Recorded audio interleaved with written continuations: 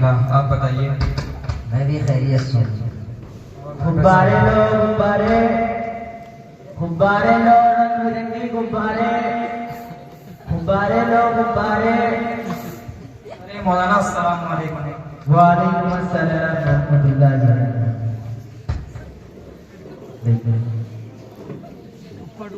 अरे मौलाना ये पैसा तो आपके सजाने साथ नहीं है। क्या बताएं शराफत भाई, सबसे पहले मैंने गांव के मकतब में पढ़ाना शुरू किया। वहां घर घर गुंडी बजाकर चंदा करके अपनी तनख्वाह निकालना पड़ती थी, इसीलिए उस मकतब को मैंने छोड़ दिया। फिर एक मस्जिद की इमामत कर ली। मस्जिद के मुतवल्ली ने कहा, इमाम साहब आपको इमामत के अलावा महल्ले के बच्चों को भी पढ़ाना है और अलग से कोई काम नहीं करना है। मैं बहुसरे खूबी अपनी जिम्मेदारी को निभा रहा था, लेकिन इसके बावजूद बात बात पर अहले मोहल्ला का गुस्सा हम पर निकलता था और मुतवल्ली इमामत से निकाल देने की धमकी देता था। इसी दौरान लॉकडाउन लग गया। मैं मासूर होकर मस्जिद में रह गया। महल्ले के लोगों ने कहा, इमाम साहब आप घर चले जाइए।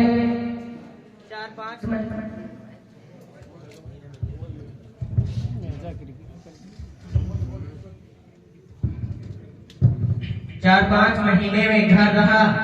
मेरे बच्चों का खर्च कैसे चला ये मैं कुछ कह नहीं सकता। मस्जिद के मुतवल्ली और मुक्तदियों में से किसी को इस बात की तौफीक नहीं हुई कि फोन करके खैरियत पूछ लेते। फिर लॉकडाउन खत्म होने के बाद मुझे इमामत पर रखने से भी इनकार कर दिया, तो मैंने मजबूर होकर यह पेशा इख्तियार कर लिया। सुभान अल्लाह। हम लोगों का उलमा के साथ ये कैसा रवैया है?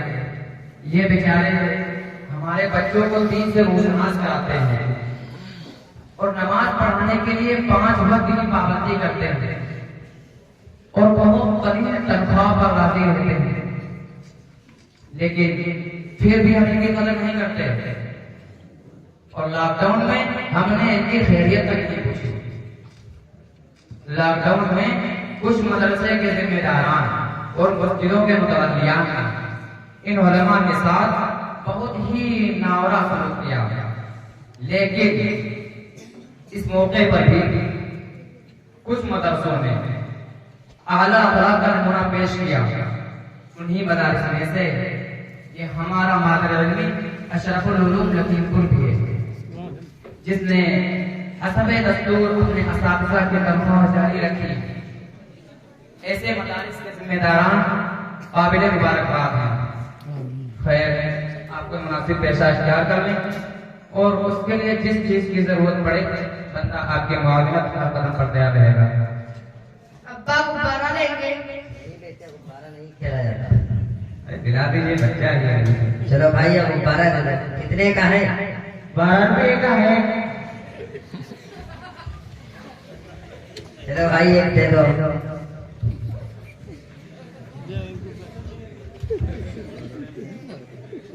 टूटे नहीं। चलो भाई रख लीजिए। गुब्बारे लो गुब्बारे, गुब्बारे लो गुब्बारे, गुब्बारे लो गुब्बारे। अरे खालिद भाई, बच्चे को खा लिया जा रहे हो? शराफत भाई अशरफुल उलूम में दाखिला कराने के लिए जा रहे हैं। अरे भाई, क्या ऐसे ही पढ़ा लिखा कर नसीम की तरह गुब्बारे खाने पर मजबूर करोगे? अरे भाई, जब BA MA पास किए हुए और डिग्री होल्डर पकौड़े बेच सकते हैं, तो एक मदरसे का फाजिल कोई जायज पेशा इख्तियार कर ले तो इसमें क्या हर्ज है? चलो हम मदरसे चलते हैं, वही मोहतमीम साहब से इसी सिलसिले में बात करेंगे। चलो चलो।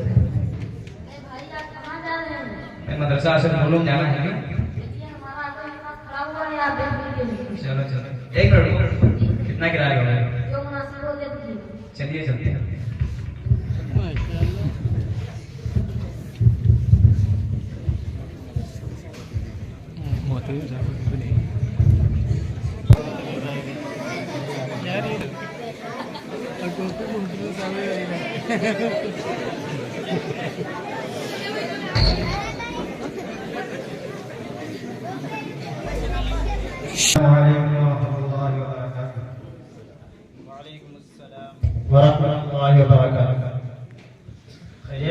अल्हम्दुलिल्लाह। बैठिए इदरीस।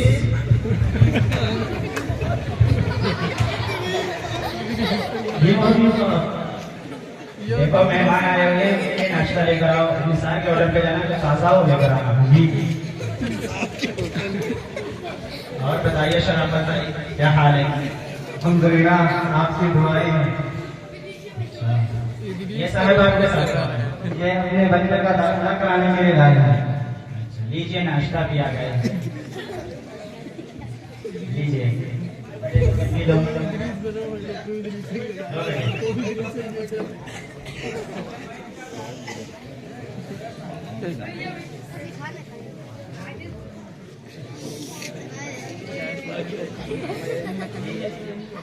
ये भी ले लीजिए।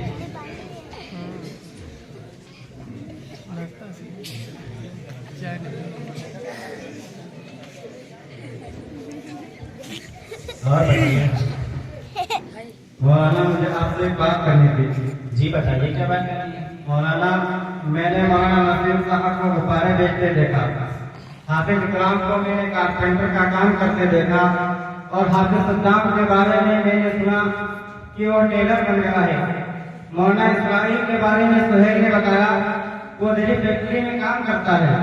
तो मौलाना, क्या मदरसा के फुकरा के लिए ये काम करना मुनासिब है? भाई वो ठीक तो नहीं मांग रहे हैं, काम कर रहे हैं। और रोजी हासिल करने के लिए कोई पेशा अख्तियार करने में क्या हर्ज है? हाँ, इस बात का ख्याल रहना चाहिए कि कोई घटिया पेशा और नाजायज पेशा न अख्तियार करे। मदरसा में इनके पढ़ने का कोई फायदा ही हासिल नहीं हुआ।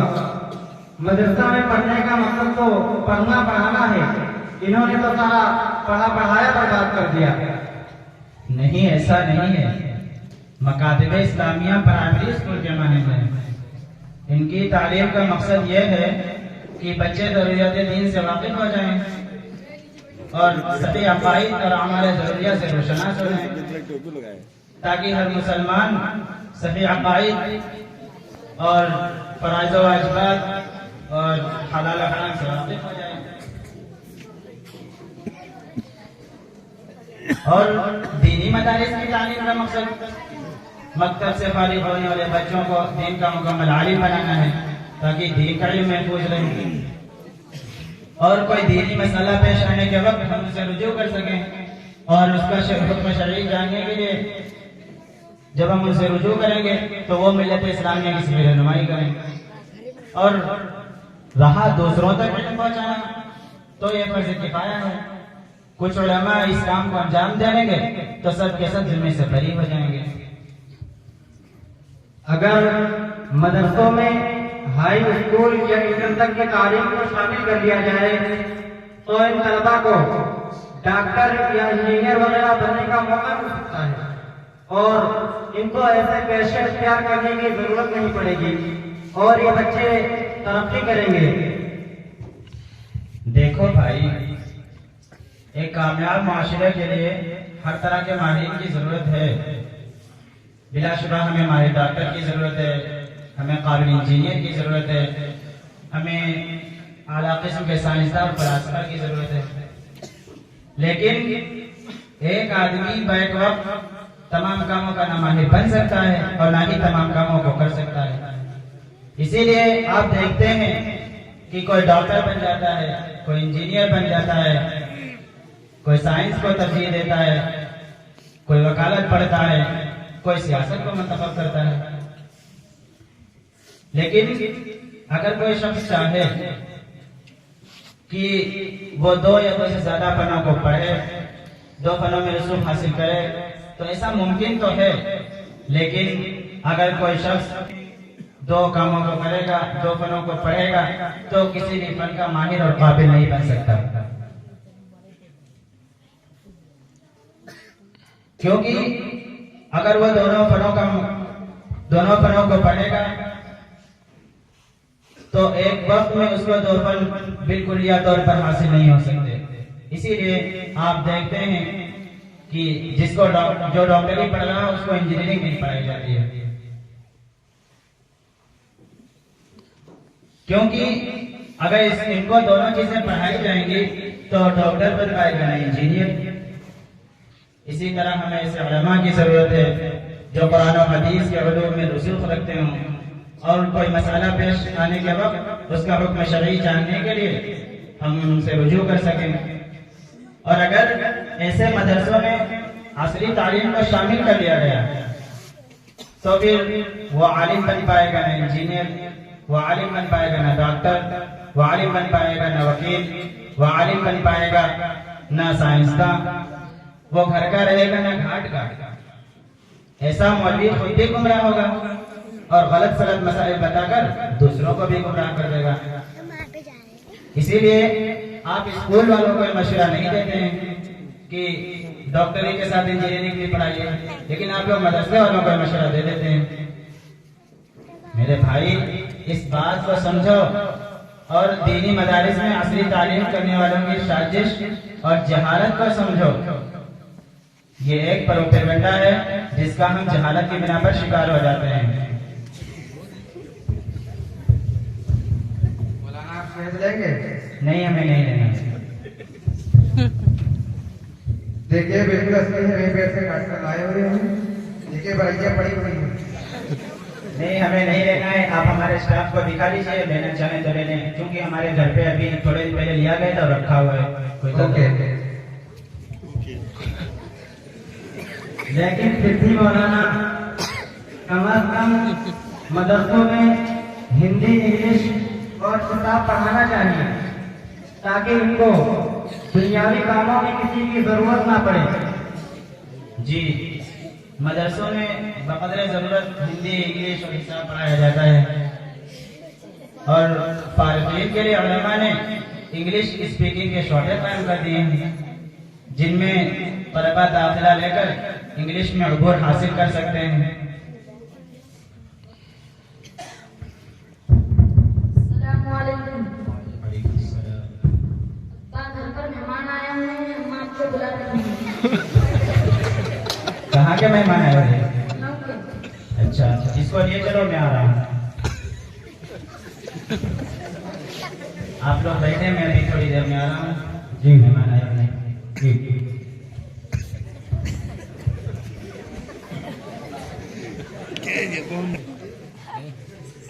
ये फिरोज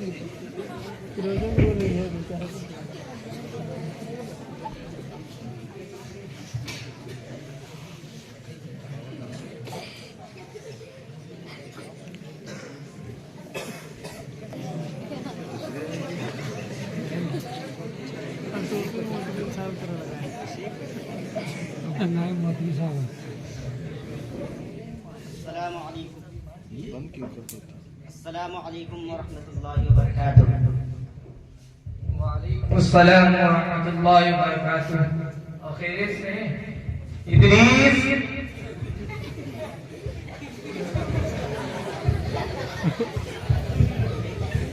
जी बहुत जाओ निकल के यहाँ से मिठाई में जो मिठाई मिठाई वो ले आओ।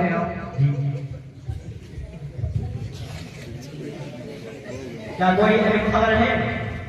हाँ, खबर है कि एक शबाना नाम की लड़की ने गैर मुस्लिम से शादी कर ली है और अपना मजहब तब्दील कर लिया है। इस तरह की खबरें बहुत गश्त करने लगी हैं। स्कूलों में पढ़ने वाले बच्चे और बच्चियों में माशरती खराबियां बहुत तेजी से चढ़ बढ़ रही हैं। हाँ, इसके अलावा इनमें अकायद की कमजोरी और इस्लामी तहजीब से नफरत, हत्ता की बाद में इर्तिदाद के जरासीम पैदा हो गए हैं।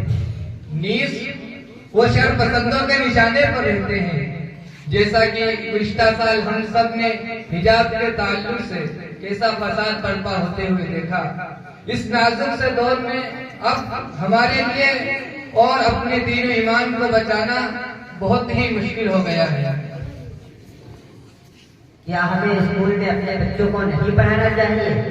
नहीं खालिद, इसका तरीका ये नहीं है, इसका हल ये नहीं है, क्योंकि मिल्लत इस्लामिया को जैसे उलमा की जरूरत है वैसे ही अच्छे डॉक्टर, काबिल इंजीनियर, माहिर साइंसदानों की भी जरूरत है।